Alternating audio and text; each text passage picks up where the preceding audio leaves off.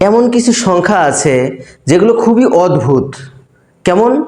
ওই সংখ্যাগুলোর যদি আমরা বর্গ বের করি অর্থাৎ স্কয়ার করি, যে ফল আসে সেই ফলের শেষের অংশে ওই সংখ্যাটি আবার নিজেই ফেরত চলে আসে। তোমরা কি জানো এই ধরনের সংখ্যাকে কি সংখ্যা বলা হয়? হ্যাঁ, এই ধরনের সংখ্যাকে বলা হয় অটোমরফিক সংখ্যা। কেমন সেগুলো জিনিস আমরা দেখি একটু। এই যে ধরো 5, 5কে আমরা যদি বর্গ করি, বর্গ করা মানে কি? স্কয়ার দিয়ে দেয়া। এই স্কয়ার দেওয়ার মানে হলো এখানে যদি আমরা 2 দিয়ে দিই তার মানে হলো এই 5 2 বার গুণন হয়ে যাবে। 5 2 বার গুণন হলে ফল কত হয়? দেখো ফল হবে হচ্ছে 25। এই দেখো এই যে শেষে 5, এই 5 ছিল আবার সে 5 চলে আসলো।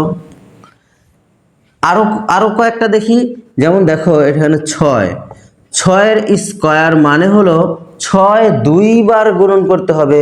এখন আমরা যদি 6 গুণন 6 দিয়ে দেই তাহলে হয়ে গেল 6 6 36। দেখো এই যে ছিল শেষে 6, সেই 6টা এই শুরুতেও ছিল। এরপরে কত দিক দেখব?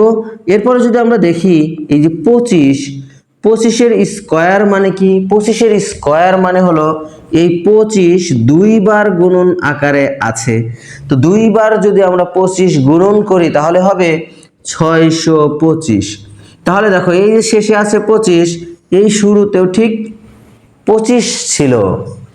এরপর আমরা যদি এমন দেখি যে 76 আরো একটি সংখ্যা, এটার উপরে যদি আমরা স্কয়ার দেই, বর্গ করি, 76 গুণন 76 যদি করি, এটার বর্গ করলে হবে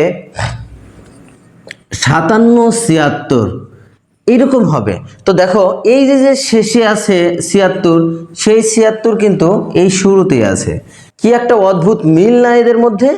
এই ধরনের সংখ্যাগুলোকে বলা হয় অটোমরফিক সংখ্যা। কারা কারা আজকে এই অটোমরফিক সংখ্যার কথা প্রথম শুনেছ? অবশ্যই কমেন্টে বলবে।